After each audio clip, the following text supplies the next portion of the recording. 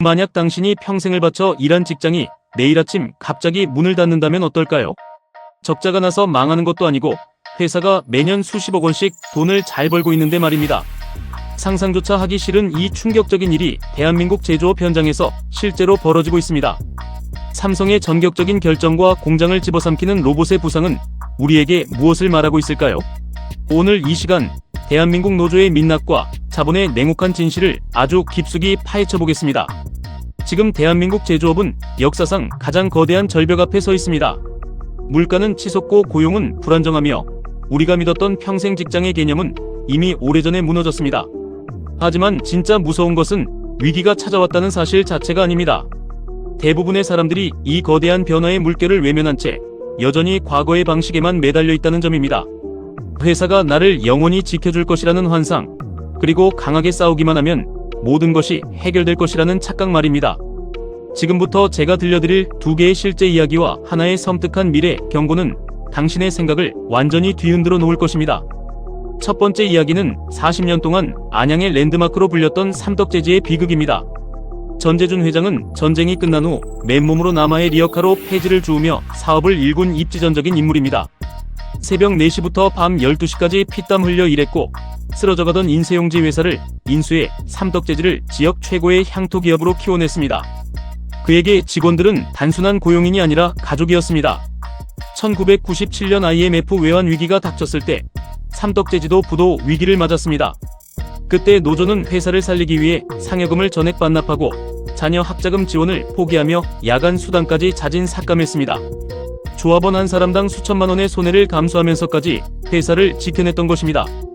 회사가 망하면 나도 망한다는 공동 운명체 의식이 있었기에 가능한 일이었습니다. 하지만 시간이 흘러 2003년 회사가 흑자로 전환되자 노조는 민주노총 산하로 들어가며 완전히 달라졌습니다. 외부 세력의 선동에 세뇌된 노조원들은 투쟁만이 살 길이라며 전면 파업을 선언했습니다. 그들의 요구는 단순히 임금을 올려달라거나 복지를 늘려달라는 수준이 아니었습니다. 사람을 뽑고 승진시키고 징계하는 모든 인사권과 징계권을 노사동수로 구성하자는 경영권 침탈 요구였습니다. 대화를 거부하고 강하게 나가면 회사가 굴복할 것이라는 오만에 사로잡혀 있었습니다. 80살이 넘은 노구의 회장에게 입에 담지 못할 욕설과 조롱을 퍼부었습니다. 결국 46일간의 파업은 제지업의 생명인 납기를 지키지 못하게 만들었고 40년 동안 쌓아온 신용은 물거품이 되었습니다. 거래처들은 등을 돌렸고 회사는 말라 죽어갔습니다. 더 이상 참을 수 없었던 전 회장은 대한민국 노사 역사상 전무후무한 결정을 내렸습니다. 안양 공장 부지 전체를 안양시에 조건 없이 기증하겠다고 선언한 것입니다. 기계 설비는 다른 지역으로 옮길지언정 너희들과는 더 이상 상종하지 않겠다는 강력한 메시지였습니다. 노조는 발등에 불이 떨어졌지만 이미 버스는 떠난 뒤였습니다. 결국 공장은 폐쇄되었고 직원 60명 전원이 해고되었습니다. 그들이 더 받아낸 위로금은 몇 달치 생활비에 불과했고 10년 20년 더 다닐 수 있었던 평생 직장을 스스로 박살낸 대가는 너무나 가혹했습니다. 여기서 우리가 반드시 짚고 넘어가야 할 아주 중요한 사실이 있습니다. 민주노총은 투쟁을 부추기고 회사가 망하자 아무런 책임도 지지 않고 호련히 떠났다는 점입니다. 그들은 노동자를 오직 투쟁의 소모품으로만 대했을 뿐 생계를 책임져주지 않았습니다. 회사가 없는데 어떻게 노동자가 존재할 수 있겠습니까? 상생을 택했을 때 살았고 무분별한 투쟁을 택했을 때 죽는다는 진리를 삼덕재지는 우리에게 피로써 경고하고 있습니다. 두 번째 이야기는 돈을 너무 잘 벌어서 오히려 망해버린 한국게이츠의 미스터리입니다. 1989년에 설립된 한국게이츠는 대구 달성공단에 자리잡은 외국계 합작 기업이었습니다. 30년 동안 단 한 번도 적자를 낸 적이 없고 매출 1억 원의 순이익이 50억 원을 넘나드는 놀라운 재무 성과를 기록했습니다. 직원들의 평균 연봉은 5천만 원을 넘었고 지역에서는 최고의 신의 직장으로 불렸습니다. 직원들은 자신들이 회사의 주인이라고 믿었습니다. 회사가 돈을 잘 버니까 매년 임금 협상 때마다 5%에서 8%에 달하는 임금 인상과 복지 확대를 당연하게 요구했습니다. 하지만 2014년 이 회사의 주인이 세계 최대 사모펀드 운용사인 블랙스톤으로 바뀌면서 게임의 규칙이 완전히 달라졌습니다.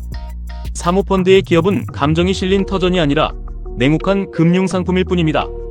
블랙스톤의 엑셀 파일에 찍힌 한국 공장의 데이터는 아주 단순했습니다. 인건비는 중국 공장의 3배에 달하는데 생산성은 비슷하거나 오히려 떨어진다는 것이었습니다. 거기다 매년 파업을 일삼으며 임금을 올려달라는 강성 노조까지 버티고 있었습니다. 블랙스톤은 1초의 망설임도 없이 한국 공장을 폐쇄하고 물량을 중국으로 넘기기로 결정했습니다. 2020년 6월 금요일 오후 2시 비상 소집령이 떨어졌고 A4 용지 한 장으로 30년 역사가 끝났습니다. 직원들은 폐업 철회를 외치며 천막농성을 벌이고 법원에 소송을 제기했습니다. 하지만 법원은 기업의 폐업 결정은 경영 주체의 고유 권한이라고 판결했습니다. 회사가 흑자를 내더라도 미래 수익성을 위해 언제든 문을 닫을 수 있다는 자본주의의 냉혹한 현실을 마주한 것입니다. 더 충격적인 반전은 제조 공장만 문을 닫았을 뿐 법인은 여전히 살아있다는 사실입니다. 중국 공장에서 만든 부품을 수입해 박스만 갈아 끼우고 현대차에 납품하는 무역 중개상으로 변모했습니다. 인건비도 노조 리스크도 사라지니 수익률은 폐업 전보다 훨씬 좋아졌습니다. 투쟁에 앞장섰던 노동자들은 평생 익힌 기술을 쓸 곳을 잃었고 이력서에 강성 노조 경력이 적힌 그들을 받아주는 곳은 없었습니다. 흑자라고 안심할 수 없다는 것, 그리고 대체 가능한 노동은 언제든 버려질 수 있다는 진실을 한국게이츠는 보여주었습니다. 대부분의 사람들은 여기서 설마 내가 우리 회사에서 그렇게 되겠어라며 안심합니다. 하지만 지금 이 순간에도 공장 안에서는 인간을 지우는 거대한 혁명이 진행되고 있습니다. 세 번째 이야기는 바로 현대차 울산 공장과 로봇의 전쟁입니다. 연봉 1억 원을 받는 인간 노동자 한 명을 5년 동안 유지하는 데 드는 비용은 약 14억 원에 달합니다. 반면 초기 구매 비용이 2억 원인 보스턴 다이내믹스의 휴머노이드 로봇 아틀라스는 5년 동안 전기세와 유지 보수비를 포함해도 2억 5천만 원이면 충분합니다. 비용 절감 효과가 무려 560%에 달합니다. 경영자 입장에서 로봇을 선택하지 않는 것이 오히려 이상한 일입니다. 현대차가 미국 조지아주에 11조 원을 투자해 메타플랜트 아메리카를 짓는 진짜 이유도 여기에 있습니다. 단순히 보조금 때문이 아니라 울산 공장의 비효율성과 통제 불가능한 노조 리스크에서 벗어나기 위함입니다. 와이파이 사용시간 제한에 반발해 파업을 벌이고 고용세습이라는 비판을 받는 귀족 노조의 이미지는 자본가들에게 탈출을 결심하게 만든 결정적 계기가 되었습니다. 아틀라스는 춤추고 덤블링만 하는 것이 아닙니다. 공장 레이아웃을 바꿀 필요도 없이 즉시 투입될 수 있고 인간보다 10% 빠른 속도로 일하며 불량률은 제로에 가깝습니다. 24시간 쉬지 않고 일하는 로봇 앞에서는 그 어떤 강력한 노조도 무력화될 수밖에 없습니다. 현대차가 울산 공장 투자를 줄이고 해외 공장과 스마트 팩토리에 집중하는 이유가 바로 여기에 있습니다. 과거 연봉 1억 원의 신화라 불리던 킹산직의 시대는 저물고 있습니다. 은퇴한 노동자가 퇴직금으로 치킨집을 차렸다가 1년 만에 폐업하고 월급 180만 원짜리 일자리를 전전하는 현실은 더 이상 남의 이야기가 아닙니다. 일론 머스크는 머지않아 AI와 로봇이 모든 것을 생산하며 물가가 0에 수렴하는 하이퍼 디플레이션 시대가 올 것이라고 예언했습니다. 노동의 가치가 사라지고 에너지가 화폐가 되는 세상이 다가오고 있는 것입니다. 그렇다면 우리는 이 거대한 파도 앞에서 과연 어떻게 해야 살아남을 수 있을까요? 답은 명확합니다. 변화를 거부하고 과거의 방식을 고수하는 자는 삼덕재지와 한국게이츠의 직원들처럼 역사 뒤로 사라지게 될 것입니다. 로봇과 경쟁하려 들지 말고 로봇을 부리고 관리하는 전문가가 되어야 합니다. 스마트 팩토리 시스템을 이해하고 공정 데이터를 분석하며 자동화 설비를 다룰 수 있는 대체 불가능한 역량을 키워야만 합니다. 회사가 나를 지켜줄 것이라는 착각을 버리고 시장에서 스스로 살아남을 수 있는 무기를 쥐어야 합니다. 이제 선택해야 할 시간입니다. 거대한 로봇이 공장 문을 활짝 열고 들어오는 그날, 쫓겨나는 사람이 될 것인가? 아니면 그 로봇을 지휘하는 사람이 될 것인가? 그 모든 선택과 책임은 온전히 당신의 몫입니다. 오늘 영상이 여러분의 생각을 깨우는데 조금이나마 도움이 되었기를 바랍니다. 우리는 더 깊이 있고 날카로운 통찰을 담은 다음 영상으로 찾아뵙겠습니다. 시청해주셔서 고맙습니다.